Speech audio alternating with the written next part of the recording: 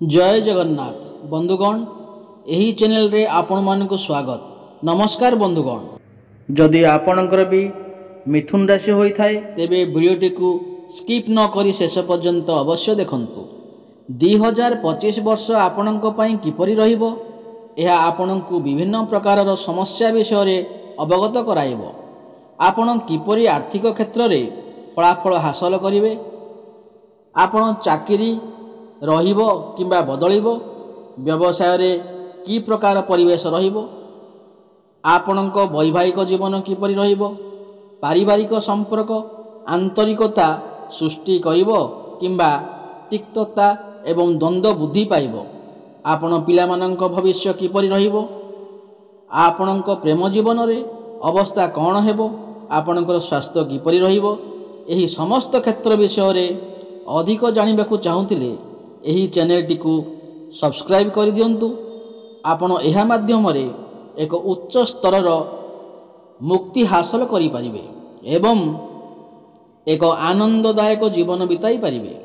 तेबे बंधुगण 2025 मसीह रे आपणक अवस्था विषय रे एहा आपणक विषय रे कौन भविष्यवाणी करे एवं आपणक जीवन रे कौनसी समस्यार समाधान करने आपणक संपूर्ण भाव रे बुझाइबो, जेपरिकी आपण केउं पदक्षेप गुड़िक कार्यकारी करने उचित। यह सहित आपण सचेतन रहबा उचित जे जेतेबेले जीवन अछि सेतेबेले समस्या आसीबो।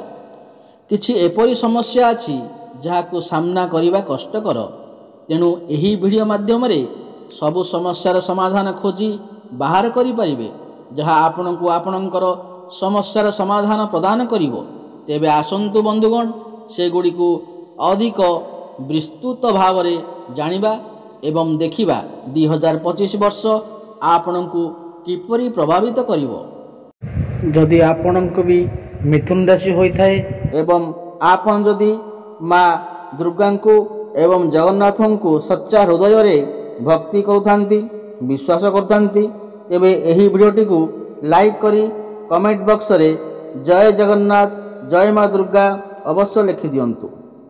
देखंतु पूर्वरु आपणकर स्वास्थ्य खराब रहुथिला, धन जनित समस्या देखा देउथिला, आपण ऋण नेउथिले किंतु ऋण सुझी पारु नथिले, ऋणर भार आपणक उपरे बढ़ी जाइथिला, गृह परिवार रे खुशीर वातावरण नथिला, शिक्षा क्षेत्र रे समस्या देखा देउथिला, आपणकर खर्च बढ़ी चलीथिला, समाज रे आपणकर मान सम्मान नथिला, आपणकु चाकरी प्राप्त होई पारु नथिला, संतान संतति पई आपण चिंतित थिले, प्रेम जीवन रे मध्य समस्या देखा देउथिला, व्यापार वाणिज्य रे मध्य लॉस हेउथिला। तेबे जहा भी समस्या आपणक जीवन रे चलीथिला ताहा एबे दूर हेबाकू जाउअछि, आपणक जीवन रे पुणी थरे खुशी फेरिबाकू जाउअछि, आपणक जीवन रे नूतन सूर्य हृदय हेबाकू जाउछंती। देखंतु शुक्रंकर राशि परिवर्तन हेउअछि। शुक्र जी कि धनर कारक ग्रह, शुक्र ग्रह को माँ लक्ष्मींकर स्वरूप माना जाय थाए। शुक्र ग्रह आपणकर द्वादश स्थिति रे थिले, किंतु वर्तमान शुक्र आपणकर लग्न भाव रे मालव्य नामक राजयोग निर्माण करुछंती एवं आपणकर धन स्थान को चलन करिवे।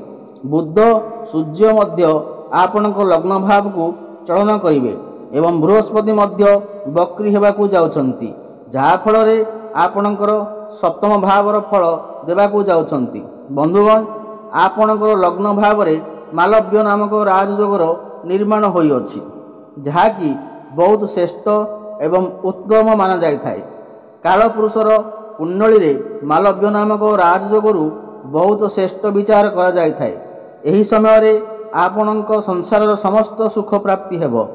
शुक्र हेउचंती भौतिक सुखर कारक ग्रह, आपणकु समस्त प्रकारर भौतिक सुख प्राप्ति हेबो।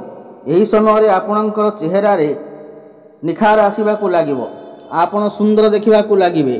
पूर्वरु जदि आपणकर किछि समस्या रहिथिला तेबे सेथिरे मध्य सुधार हेबाकू आसीबो एवं शुक्र हेउचंती धनर कारक ग्रह, आपणकु आकस्मिक धन मध्य प्राप्ति हेबो, प्रचुर धन मध्य प्राप्ति होई पारे, चारि दिगरु आपणकु लाभ ही लाभ प्राप्ति हेबो।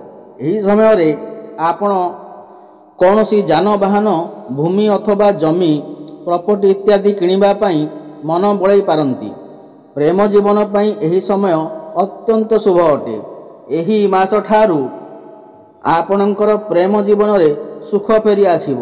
ପୂର୍ବରୁ ଯଦି ଆପଣଙ୍କର ପ୍ରେମ ଜୀବନରେ କିଛି ସମସ୍ୟା ଲାଗି ରହିଥିଲା, ସେଥିରେ ମଧ୍ୟ ସୁଧାର ଆସିବ। ଆପଣ ଦୁଇ ଜଣଙ୍କ ମଧ୍ୟରେ ଭଲ ପାଇବା ବଢ଼ିବ। ଆପଣ ଏହି ସମୟରେ ବହୁତ ଇମୋସନାଲ ରହିବେ, ବହୁତ ରୋମାଣ୍ଟିକ ସ୍ୱଭାବର ଦେଖାଯିବେ।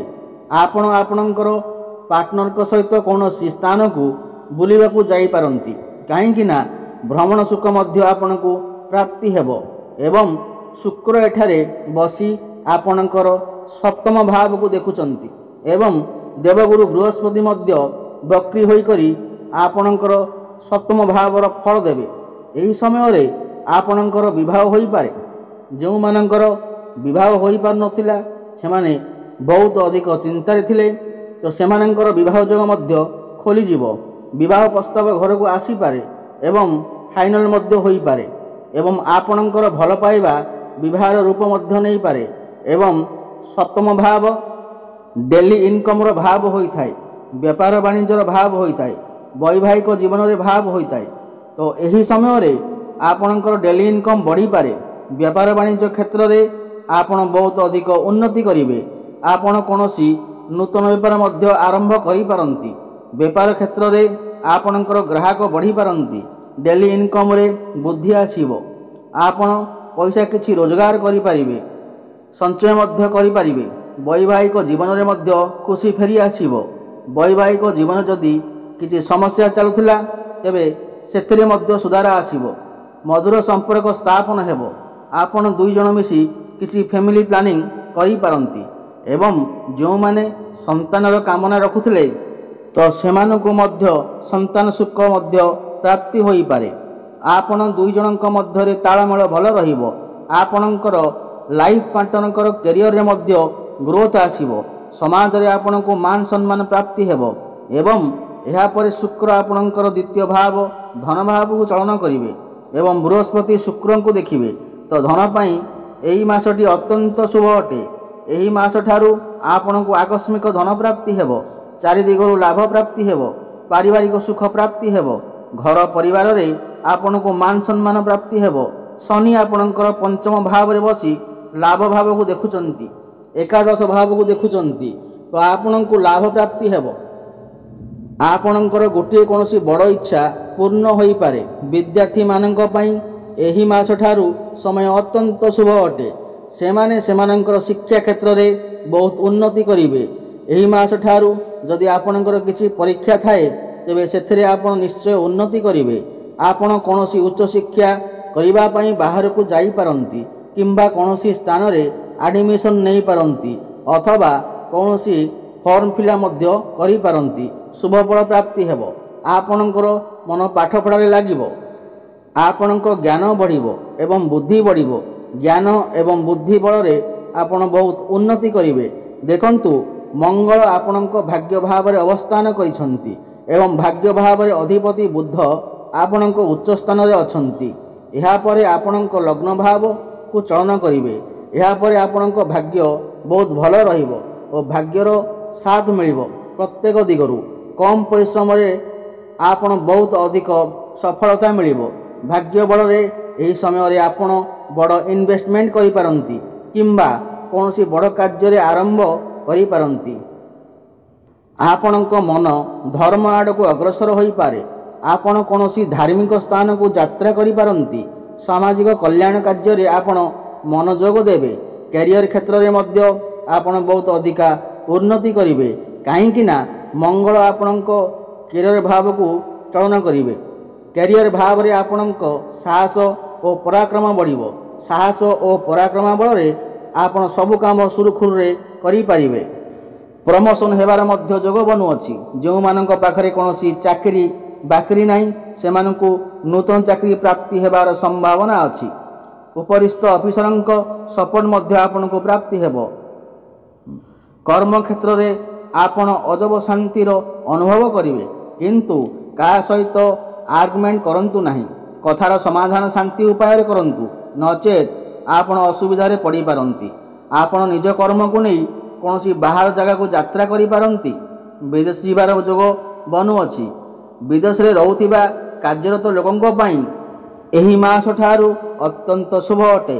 ସେମାନଙ୍କୁ ଲାଭ ପ୍ରାପ୍ତି ହେବ। ଭାଇ ଭଉଣୀଙ୍କ ସପୋର୍ଟ ଆପଣଙ୍କୁ ଲାଭ ହେବ। କୋର୍ଟ କଚେରୀରେ ଚାଲିଥିବା ମାମଲା ଆପଣଙ୍କ ସପକ୍ଷରେ ଯାଇପାରେ।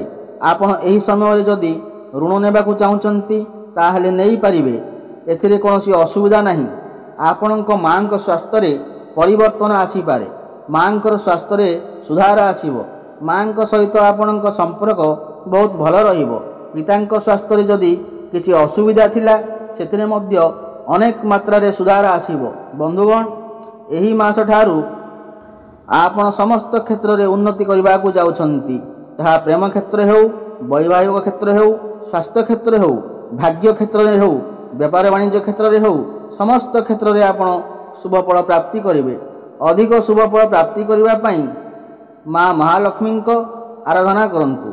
ମା ମହାଲକ୍ଷ୍ମୀଙ୍କୁ ପଦ୍ମଫୁଲ ଅର୍ପଣ କରନ୍ତୁ ଏବଂ ସୂର୍ଯ୍ୟଦେବଙ୍କୁ ପ୍ରତ୍ୟେକ ଦିନ ଜଳ ଅର୍ପଣ କରନ୍ତୁ।